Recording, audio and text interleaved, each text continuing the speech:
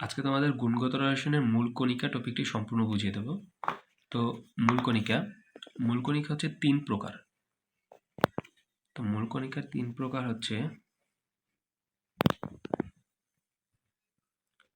1 নম্বর আছে স্থায়ী মূল কণিকা,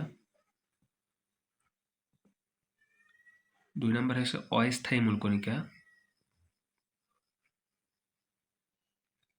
3 নম্বর আছে কম্পোজিট মূল কণিকা, মানে কম্পোজিট কণিকা।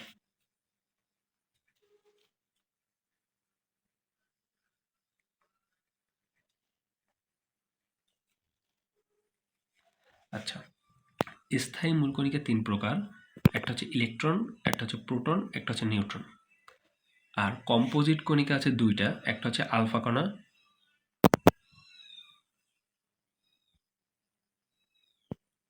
আর একটা হচ্ছে ডিউটেরন কণা।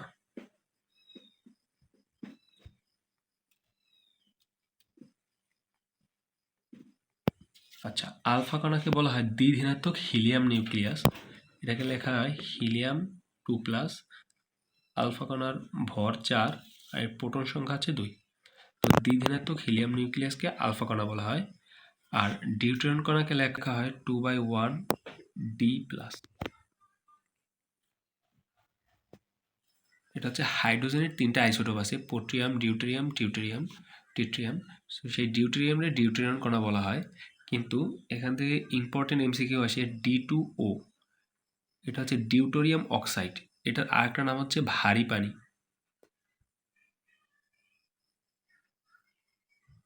তো পরীক্ষা আসতেই পারে ভারী পানি, তখন হচ্ছে ডিউটোরিয়াম অক্সাইড।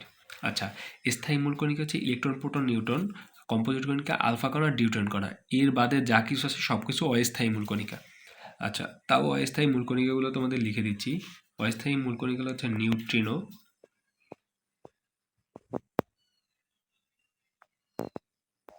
এন্টি নিউট্রিনো,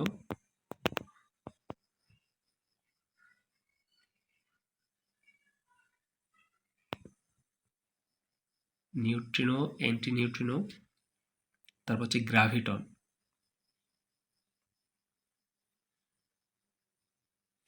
এরপর আছে পজিট্রন,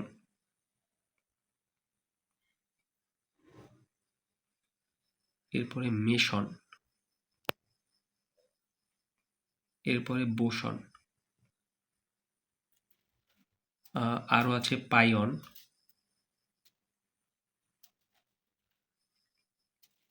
তারপরে মিউয়ন। এই সবগুলো অস্থায়ী মূল কণিকা। কিন্তু কম্পোজিট কণিকা, আলফা কণা, ডিউটেরন কণা, স্থায়ী মূল কণিকা ইলেকট্রন, প্রোটন, নিউট্রন, এগুলো বাদে যা আছে সব অস্থায়ী মূল কণিকা। তার জন্য আলাদাভাবে অস্থায়ী মূল কণিকা পড়তে হয় না, কিন্তু তুমি চাইলে এগুলো মুখস্থ করতে পারো। এবার ইলেকট্রন, প্রোটন, নিউট্রন নিয়ে বিস্তারিত আলোচনা করা যাক। এর মধ্যে প্রোটনকে সাধারণত প্রকাশ করা হয় 1/1p। এটাকে প্রোটনকে এভাবে প্রকাশ করা হয়। একইভাবে নিউট্রনকে প্রকাশ করা হয় 1/0n। আর ইলেকট্রনকে প্রকাশ করা হয় 0/-1e। আবার একে শুধু ই দ্বারাও প্রকাশ করে, এখানে দেখানো হচ্ছে। আচ্ছা, এই প্রোটন আবিষ্কার করছেন রাদারফোর্ড, বিজ্ঞানী রাদারফোর্ড।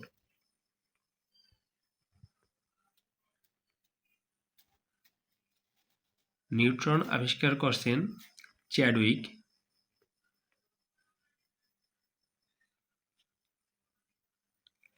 ইলেকট্রন আবিষ্কার করছেন বিজ্ঞানী থমসন।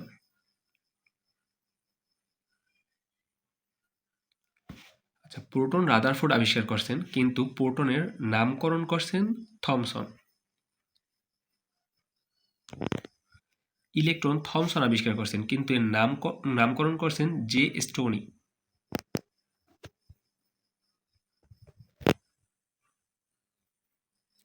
আর চ্যাডউইক নিউটন আবিষ্কার করছেন, আবার এই চ্যাডউইকের নামকরণ করছেন।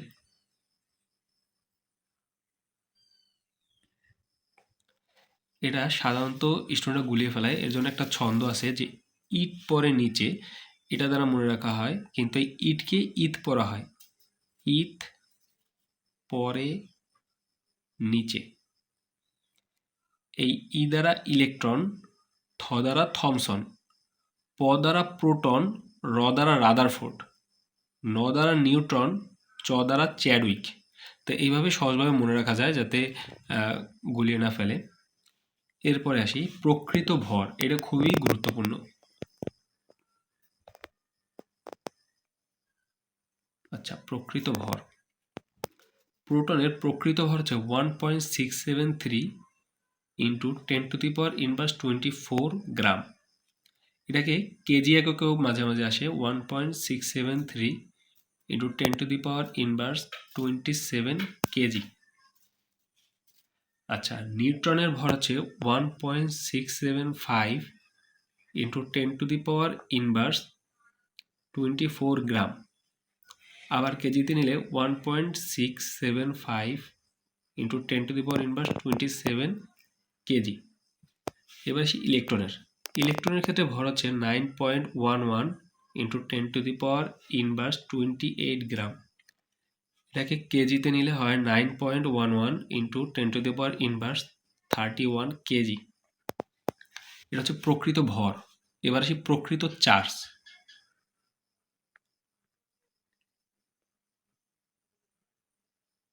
আচ্ছা, প্রকৃত চার্জ এটা খুবই গুরুত্বপূর্ণ। প্রোটনের প্রকৃত চার্জ হচ্ছে প্লাস 1.609 ইন্টু 10⁻⁻19 কুলম। এটা হচ্ছে কুলম্বে। যখন আমরা এটাকে ইএমইউতে চিন্তা করব তখন এটা আসবে প্লাস 1.6 ইন্টু 10⁻⁻20 ইএমইউ। আবার যখন এটা আমরা ইএসইউতে চিন্তা করব তখন 4.8 ইন্টু 10⁻⁻10 ইএসইউ। প্রোটন আর নিউট্রন দুটার চার্জ সমান কিন্তু ঋণাত্মক, মানে বিপরীত চিহ্নযুক্ত। এটা প্লাস, তো ইলেকট্রন সব হবে মাইনাস।